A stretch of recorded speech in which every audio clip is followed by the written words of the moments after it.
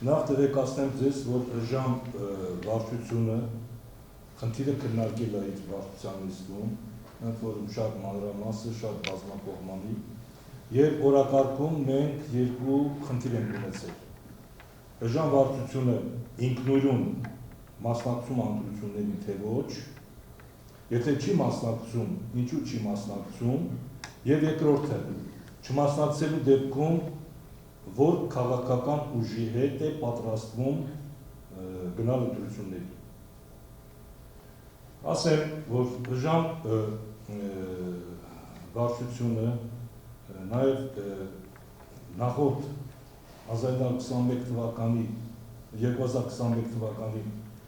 ընտրության արդյունքները եւ հետևանքները հաշվի առնելով ուրեմն կայացրեց շատ ստապ ըստ ինձ շատ ճիշտ թողնելով բոլոր անձնական, կուսակցական ամբիցիաները, որոշում կայացրեց ինքնուրույն չմասնակցել ընտրություններին։ Հիմա թույլ տվեք նաև ընթերցեմ հայտարարությունը պաշտոնական Ժամ կուսակցության դիրքորոշումն է։ Ուրեմն Ժամ կուսակցության հայտարարությունը 2026 թվականի հունիսի 7-ին կայանալի ԱԺ ընտրությունների կապակցությամբ։ Վերջին տարիներին մեր պետությունն ունեցավ ծանր կորուստներ, ենթարկվելով արտաքին ճնշումների եւ ներքին ապակողմնորոշումների։ Գործող իշխանությունների սխալ քաղաքականության արդյունքում կորցրեցինք Արցախի հանրապետությունը։ Էթնիկ զտման ենթարկվեց Արցախը։ Հայաստանի հանրապետությունը հայտնվեց քաղաքական եւ հոգեբանական փակուղում։ Իշխանությունները որդեգրել են արտաքին ճնշումներին չդիմակայելու, քաղաքական ընդդիմախոսներին լռեցնելու, ազգային եկեղեցին կազմաքանդելու, պատմական անցյալից հրաժարվելու, պարտության հետ համակերպելու վտանգավոր քաղաքականություն։ Այն թեզը, որ հրանցնում են իշխանությունները, թե Հայաստանը պետք է պարզապես հաշտվի ստեղծված իրավիճակի հետ, իջեցնի իր նշաձողը եւ սովորի ապրել մշտական նահանջի պայմաններում անընդունելի եւ մերժելի դիրքորոշում է։ Ժամ կուսակցությունը մշտապես գործել է կոլեկտիվ մտածողությամբ, ընդունել է համագործակցությունը որպես ապրելակերպ, եղել եւ մնում է պետությանը սատարող դիրքերում։ Պետություն, որն իր քաղաքացիների համար պարտավոր է ապահովել բարեկեցիկ, անվտանգ եւ արժանապատիվ գոյություն։ Հետևաբար ընդունելի է այն պետական քաղաքականությունը, որը հիմնված է ազգային շահի,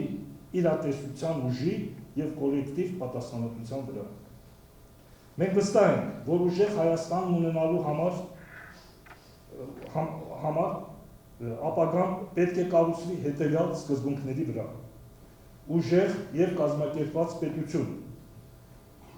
խաղաղություն միայն արժանապատիվ եւ անվտանգ պայմաններով, բազմավեկտոր, բայց ինքնիշխան արտաքին քաղաքականություն, ուժեղ բանակ եւ անվտանգության նոր համակարգ, ազգային արժանապատվության վերականգնում, քրիստոնեական արժեհամակարգի գերակայություն,